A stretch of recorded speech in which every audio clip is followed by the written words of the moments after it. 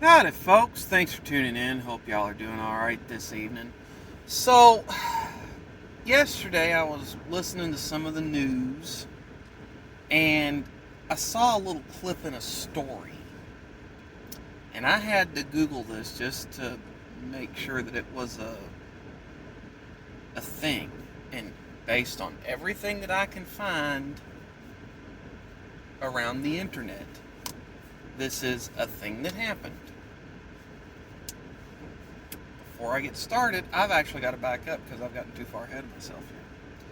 The following little thought process or rant, whatever you want to call it, is not against any community. It's against society in general, more broadly speaking. So, the story was that a Brazilian deaf mute trans woman won a Whitney Houston I will always love you cover competition. Now, when you say deaf mute, I actually know a little about the deaf community because my sister was born with a degenerative nerve disorder in her ear that caused her to lose hearing from the time she was very young. And it's kind of plateaued out, but due to the fact that we didn't know what was going to cause it or when it was going to get potentially worse, my parents got her sign language lessons. We started hanging out a little in the deaf community for several years because we didn't know if her hearing was eventually going to completely go away, and we wanted her to learn while she still had use of her ears, or they wanted her to learn, I should say. So when you talk about someone that's deaf mute, it's not that their voice doesn't work, it's that they were born deaf and have little to no command of spoken word due to their disability.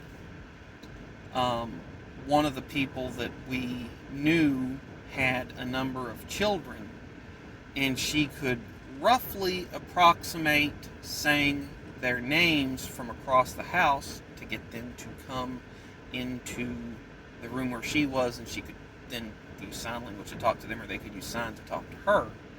But it wasn't something where she could say a lot of words that most people could understand what she was attempting to say. I'm not saying that to be mean, just facts of the disability that this woman had. Anyway, this trans deaf mute woman performed this song and won the award. I'm not speaking about this person's being trans in and of itself. I have known people that are trans. A friend of mine that I went to school with is trans. And I don't believe in treating them any differently so long as they agree to play by the social contract in society as far as what does and doesn't constitute decent and acceptable behavior. Kind of my take.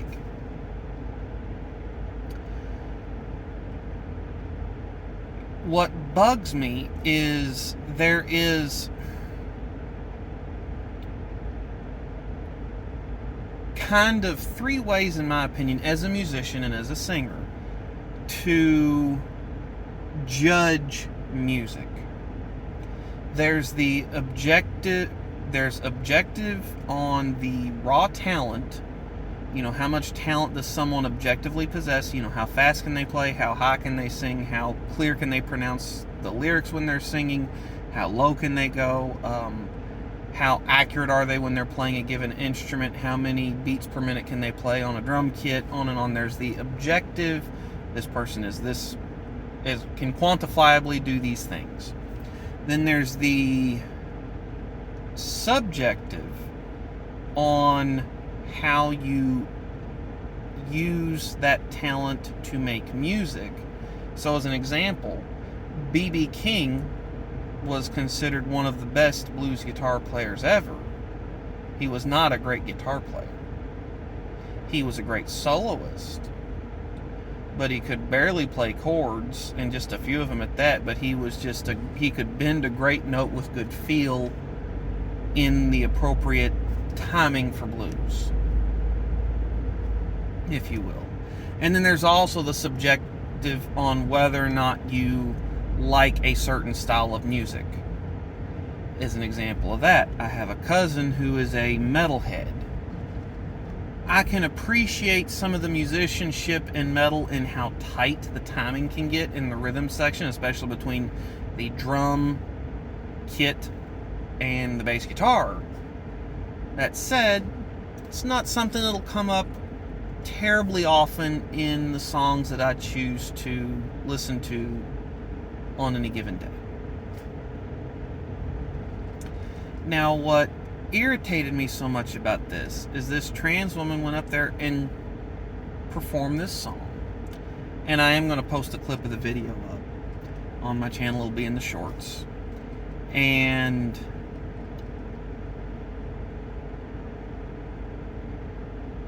on the ability to hold pitch and pronounce words.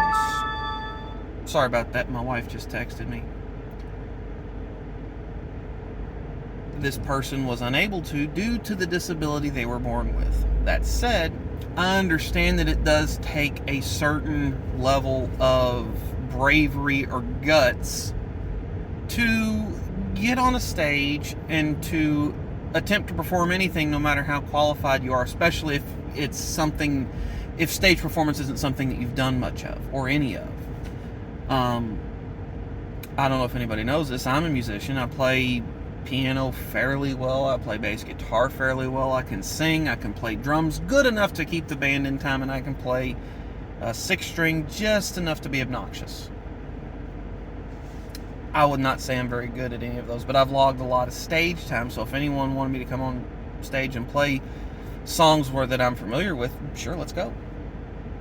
I've been on stage a lot. When I first started getting on stage, I was very nervous, even though I was talented enough to perform on stage. All that said, the only way I can think to put myself in this person's shoes would be for me to engage in some sort of competition where I'm way outside my wheelhouse. Some sort of a run. For me to go run a marathon, I'm a father figure. I'll just say that. I'm a father figure. And if I were to go run a marathon, I would not place anywhere near the top unless there were 3 people running against me and 2 of them sprained an ankle on the run. So I don't have any hope of finishing in a competitive race anywhere near podium position. And I might get some sort of an honorable mention, hey, this guy did not train, he was not in physical shape for it, but he came up and he entered in the run and he finished. So honorable mention of, greatest, spirit to show up and not quit in the face of adversity, something like that. Okay, fine, I get that. Some sort of a participation award. I shouldn't get first. There's no way I would get first. This person won first. The part about it that irritated me is that you have people that have taken music lessons, voice lessons, or done a lot of practicing in the shower. That's me. And they go on there and they sing their hearts out and don't win the award. out of some sort of a sense of consolation for this person that was born in a terrible circumstance. Not going to deny that, but you're not giving awards for overcoming, you're giving awards for talent.